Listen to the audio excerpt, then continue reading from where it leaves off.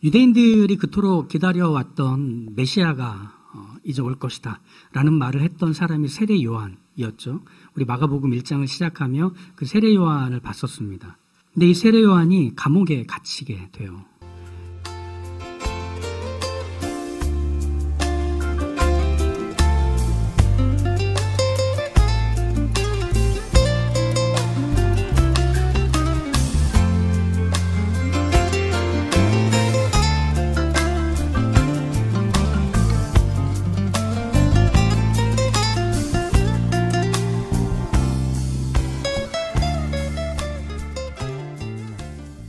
세례 요한은 유대인들 사이에서 권위 있는 하나님의 선지자로 알려져 있었는데, 당시에 갈릴리 지역을 다스리던 분봉왕 헤롯이 자기의 동생의 아내와 결혼을 합니다. 이건 정치적인 목적이었어요.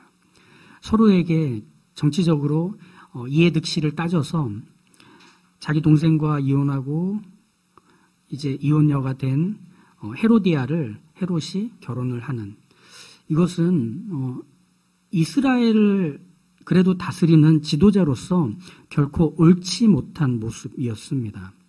왜냐하면 이스라엘을 다스리는 지도자들은 언제나 이스라엘의 왕이 하나님이라는 사실을 기억할 수 있도록 그 모든 통치 방식 역시 하나님의 율법과 뜻을 쫓아서 해야 되는데, 이건 상식에도 맞지 않고 그리고 율법에도 동의할 수 없는 결정을 내린 이 헤롯의 일에 대해서 세례 요한은 책망합니다. 잘못되었다고. 그러니 감옥에 갇히게 되죠.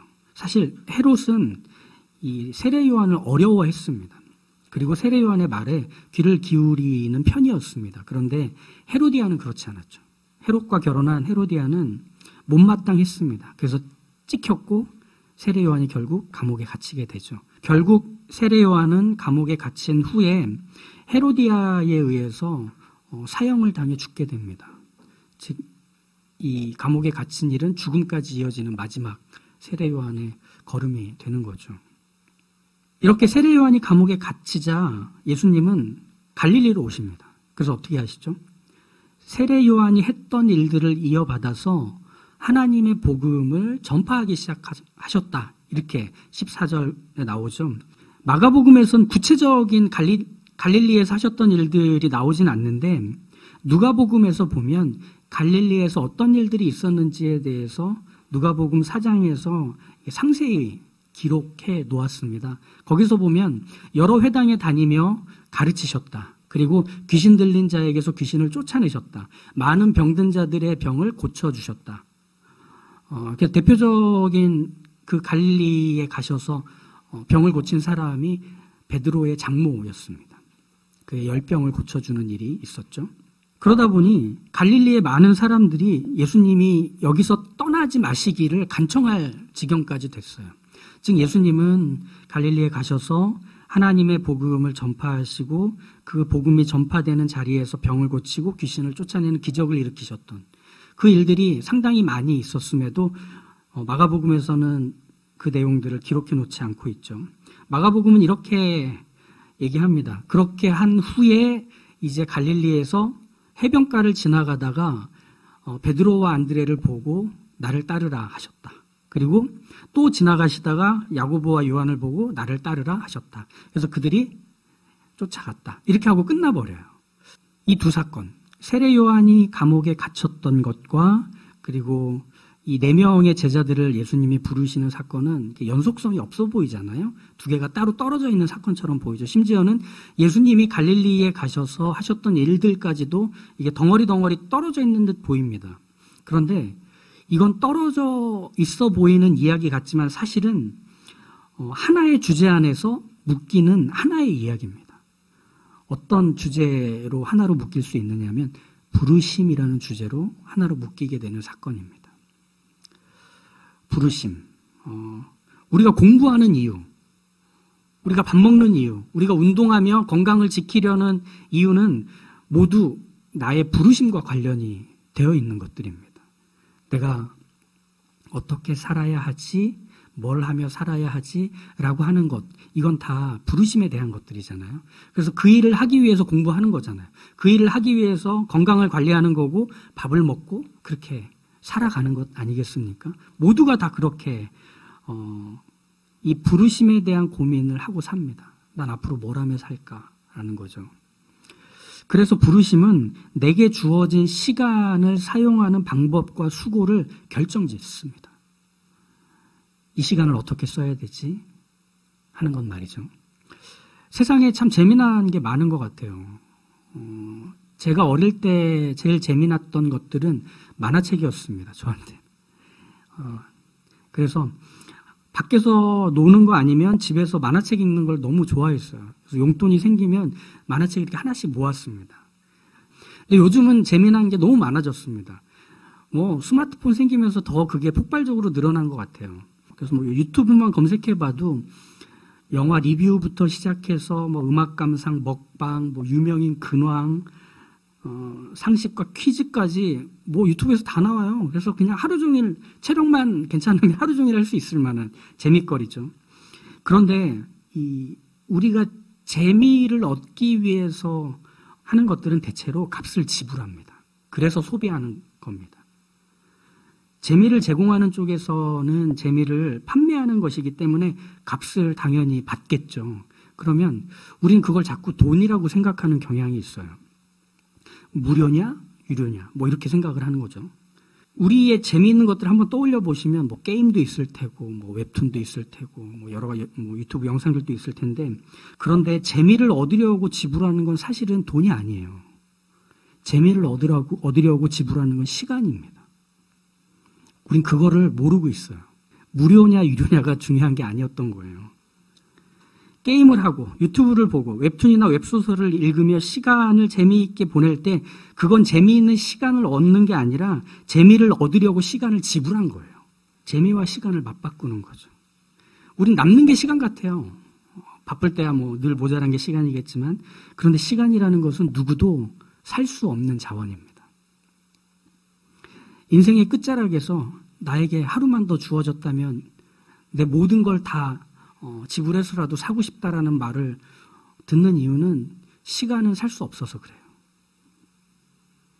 아무리 많이 남아도라도 누군가에 팔 수 없고, 아무리 없어도 누군가에게서 살 수 없는 그런 면에서 시간은 사람에게 있어서는 늘 고민거리입니다. 어떻게 시간을 보내야 하지?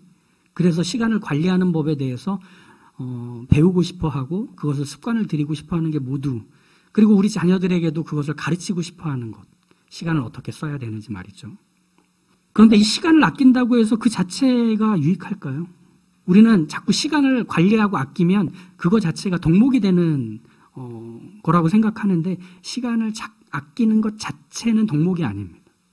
시간이란 자원은 값지게 써야 할 만큼 귀중하다는 건 분명하지만 사실은 아낀다고 그게 귀중해지는 시간이 되진 않아요. 시간은 어떻게 써야 되느냐가 더 중요하기 때문에. 그런데 이것이 부르심과 관련이 되어 있는 거예요. 우리가 뭘 하며 살아야 되지라고 하는 것은 곧 시간을 값지게 쓰는 것에 대한 고민이기도 한 거예요. 그게 부르심인 거죠.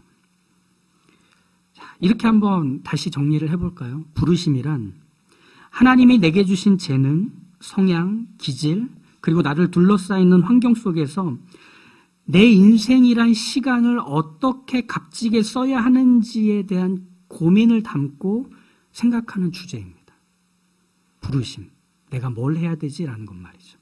마가복음 1장을 이 부르심과 관련한 주제로 살펴보면 두 부류의 사람이 등장하잖아요. 하나는 세례 요한이고 하나는 예수님의 제자들 4명.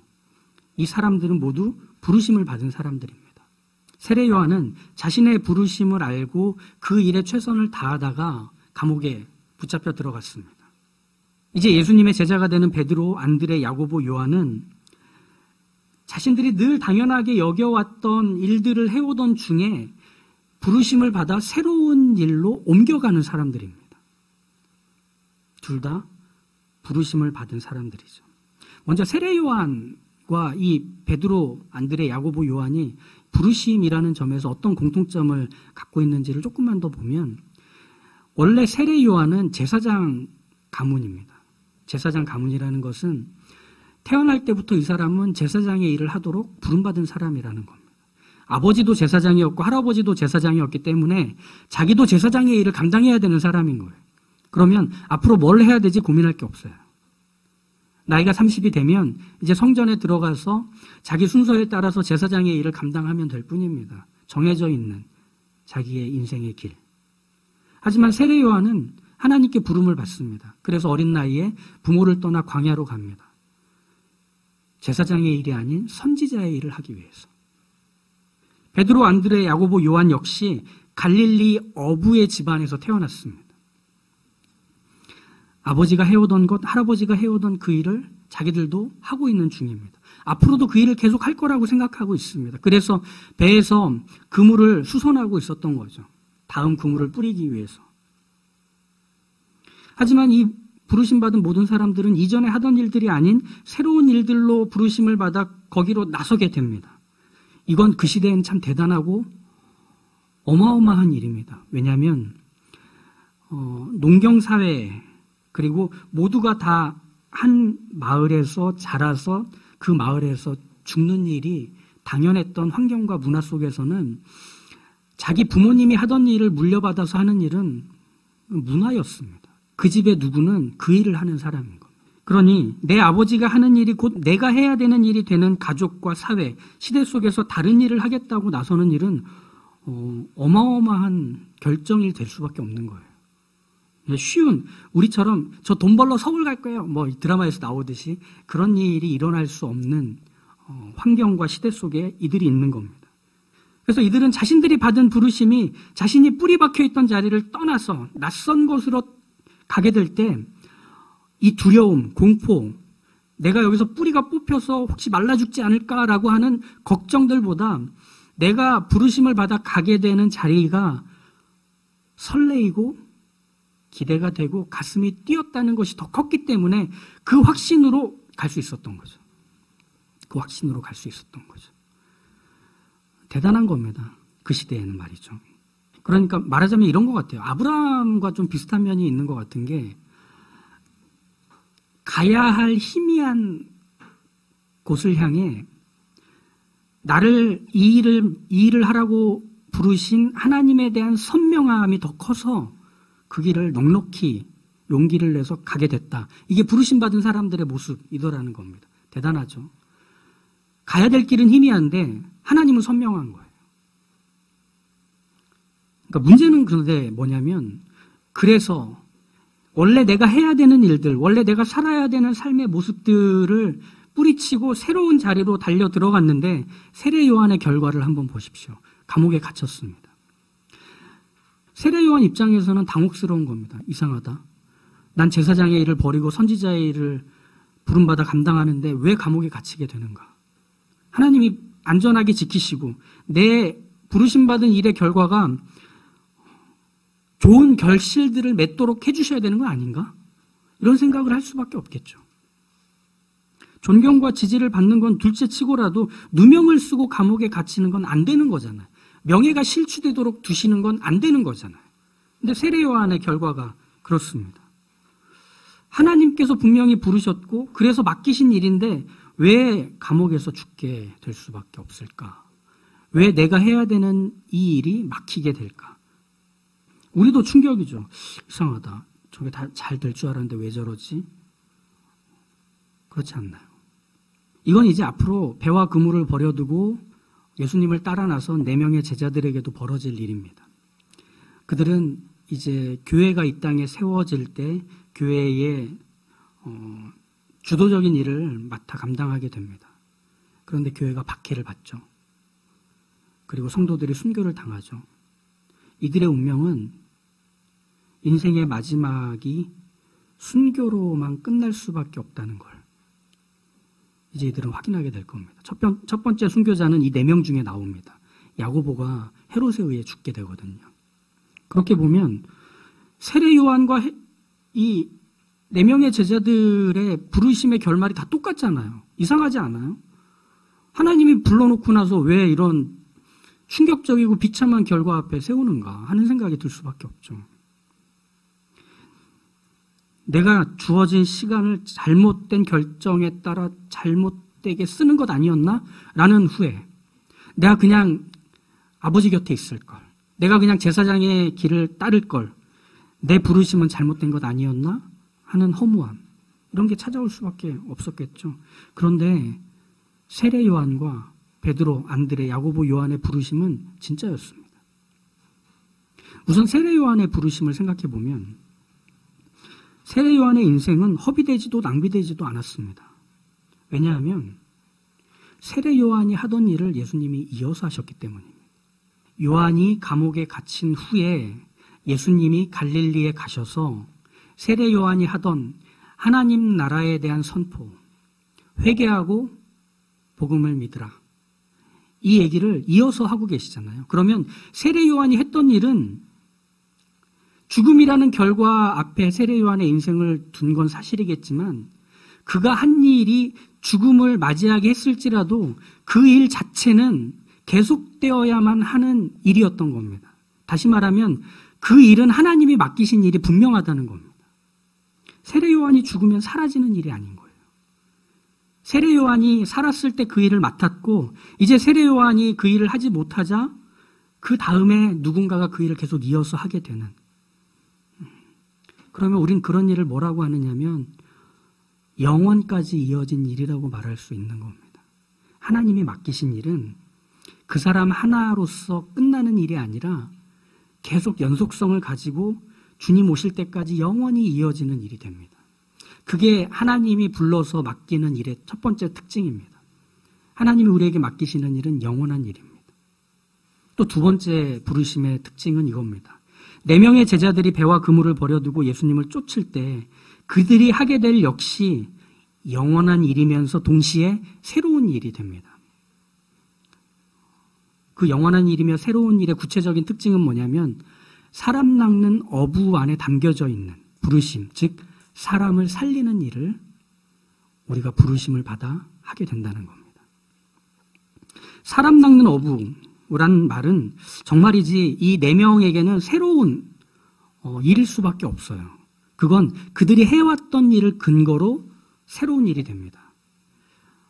이게 사람 낚는 어부라는 게 요즘 피싱 사기가 있어가지고 자꾸 그 낚는다는 걸 우리가 너무 부정적으로 갖고 있는데 어부란 직업, 이스라엘에서 어부란 직업은 하층민들이나 하는 매우 저급하고 하찮은 일이었습니다. 왜냐하면 바다나 호수에서 건져 올리는 물고기들 중에는 비늘이 있는 것도 있고 비늘이 없는 것도 있겠죠? 그런데 율법에서는 먹어도 되는 물고기와 먹으면 안 되는 물고기가 구분이 되어 있습니다. 그중에 비늘이 없는 물고기는 먹으면 되지 않습니다. 심지어는 만져도 안 됩니다. 그런데 어부는 어떻게 하죠? 그걸 가려가면서 그물질을 하나요? 아니에요. 그냥 바다에 그물을 뿌리고 거둡니다. 그렇게 거둔 그물에서 먹지 못하는 그것들을 걸러낼 때 이미 그 부정한 물건에 손을 대게 되는. 그래서 어부란 직업은 계속 가업으로 계승될 수밖에 없습니다. 그냥 부정한 집안인 거예요. 물고기를 낚는 어부의 삶은 늘 부정함을 낚는 삶이기도 했습니다.